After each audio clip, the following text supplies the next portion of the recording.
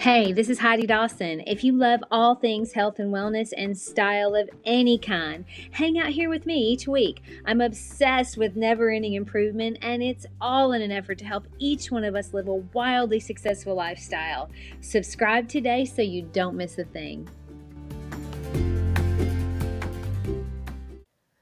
Hi, guys. Welcome to episode 544 of the Wildly Successful Lifestyle Podcast. Welcome if you're new, and welcome back to all my longtime friends. I'm glad to be with you, as always. Who knew we could have so much fun and grow so much in 10 minutes twice a week, right? But that's what we're doing, and I am so happy to be on this journey with all of you.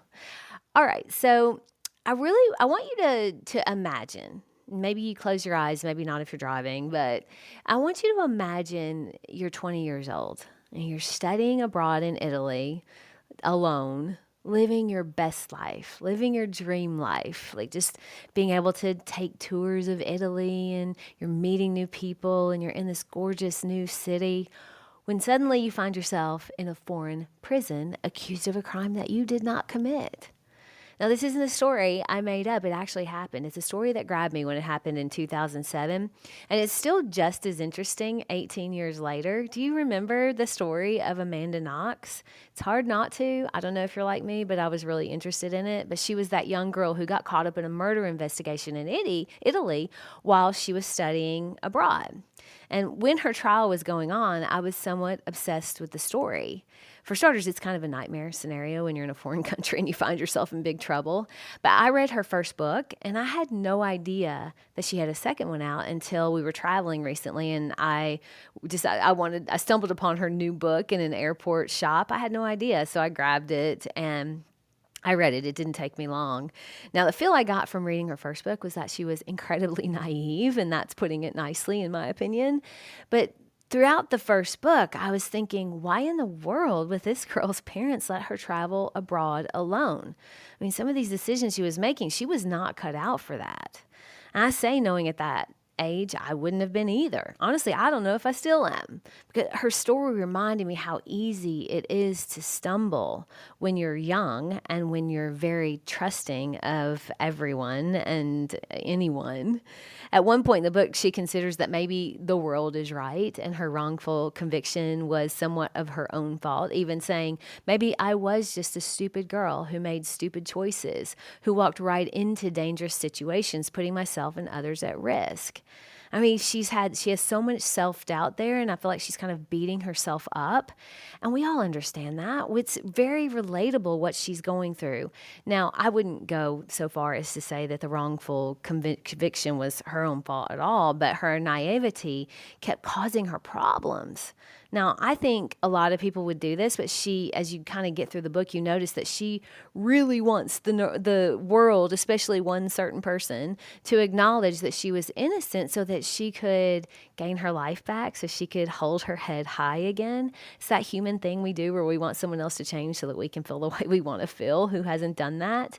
But the things she went through and the things she felt, it was all very, very relatable. And that's why I think the book was so good. But I can see myself in her moments of self-doubt and in some of the dumb choices she made. And I can see myself in her wanting others to acknowledge their role in a situation so that she could feel peace about it.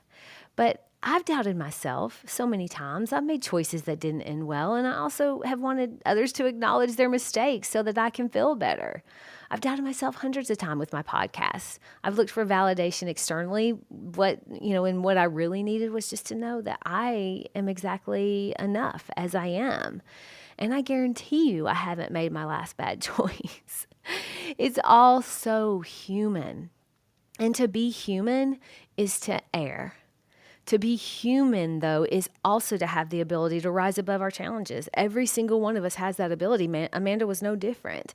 That's probably one thing that stood out to me in her story was her situation was really dire, no doubt, but she learned that her life wasn't on hold until she got out of prison.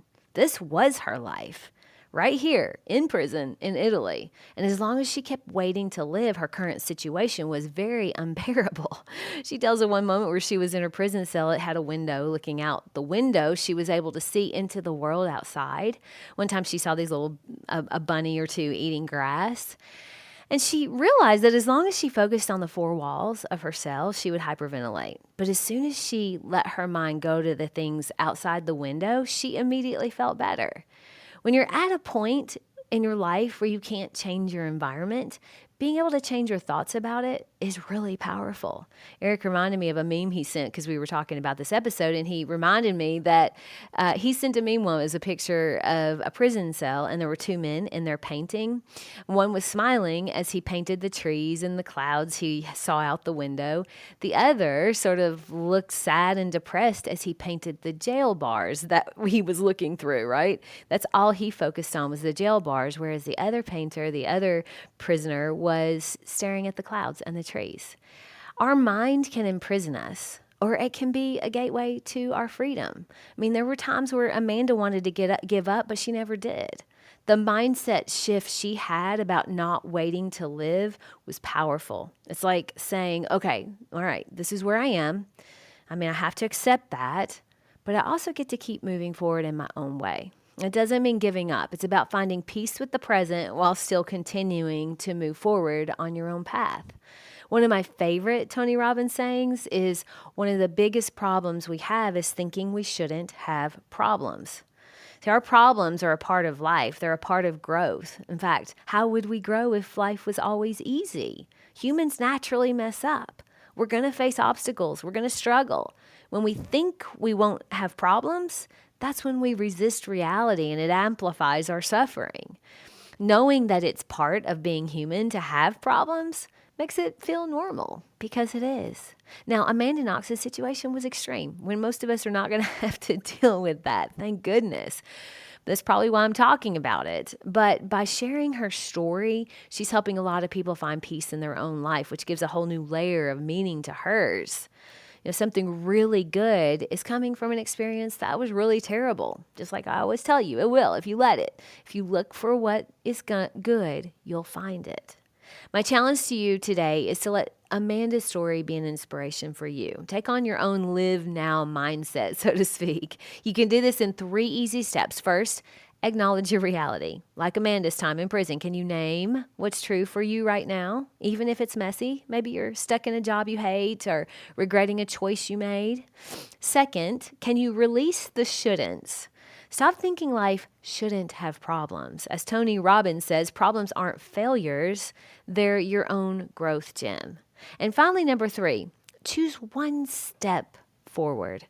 Ask yourself, what's one thing I can do today to fully live in this moment? Maybe it's journaling, maybe it's apologizing to someone, or maybe it's just simply breathing deeply. To be human is to err. Let's give ourselves grace as we grow. Share this with 3 people who are growing right now. I love you guys. I'll talk to you in a few days. Don't forget to subscribe and share with your friends, because we're just going to keep going bigger and better places together, and I love that about us. Talk to you in a few days.